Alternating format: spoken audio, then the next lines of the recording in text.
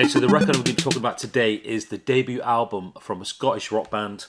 I wouldn't call them rock, Jesus and Mary Chain. And the album I'm talking about is Psychocandy.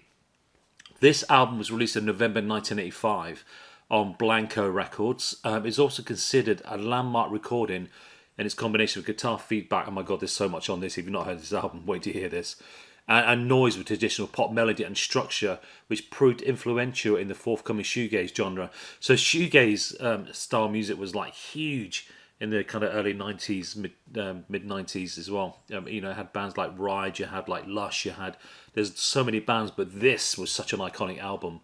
And it was, there was a single, when I first heard of them, was they did a track called Some Candy Talking, which I always thought was on this album, but it wasn't, because I remember buying this on CD. CDs were selling like loads in the 90s, so we bought mostly CDs instead of vinyl, especially the early 90s, unless it was dance music. But it reached number 31 in the UK album charts, preceded by 3 singles, great singles as well. In 1985, you got Never Understand, You Trip Me Up, and Just Like Honey. Just Like Honey is an awesome track. It's one of my favourite tracks by them. Eventually, they did move away from this kind of abrasive sound with their follow-up, Darklands, which we'll be doing a video on soon. Again, that's probably their biggest album at this particular time. But this was such an influential album. This particular version is Album Day, was just last week. So on Album Day, what they do normally every year is they release like records on different vinyl, different coloured vinyl, and just classic albums. And this was one of them that I picked up that I really wanted to get because I was a huge fan of this. And it's also the 40th anniversary. I like my little hype stickers. The 40th anniversary remaster of the incendiary debut album, cut at half speed, a red and white splatter vinyl, which I'm going to show you in a second, which is great, and features all 3 singles, but not Some Candy Talking. Later versions of this album did feature Some Candy Talking, especially on the kind of the CD. I think it was whacked in between a couple of tracks, but it was on there, but not in the original release of this album from 1985. So a bit of backstory on Jesus and Mary Chain. So after quitting their jobs in 1980, brothers Jim and William formed the Jesus and Mary Chain with bass player Douglas Hart, taking inspiration from German industrial bands like Neubauten, the Shangri-Las, which you can hear in their kind of like vocal melodies, and the Velvet Underground and Nico. What happened? They bought a Porter studio, it was like a little multi-track recorder, in 1983, when their father, who had lost his job at the local factory, had given some of his money that he got, redundancy money. They recorded a demo.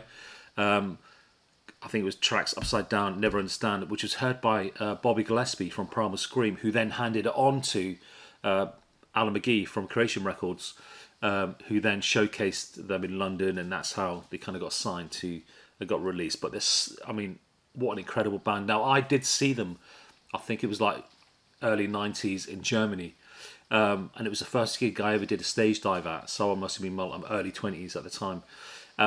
But he did the whole gig sitting on the floor with his back to the crowd, which I thought was just unbelievable, but they were so good and so loud and so distorted. It was brilliant. This album here contains 14 tracks with a total running of 39 minutes, which isn't long, really, if you think about it. The tracks are quite short, which I kind of like. Loads of kind of feedback, loads of distortion. People have described this as bubblegum pop, drowned in feedback. That's perfect. That's a perfect example of what this sounds like. Where they fuse melodies with obnoxious bursts of white noise, and it is this.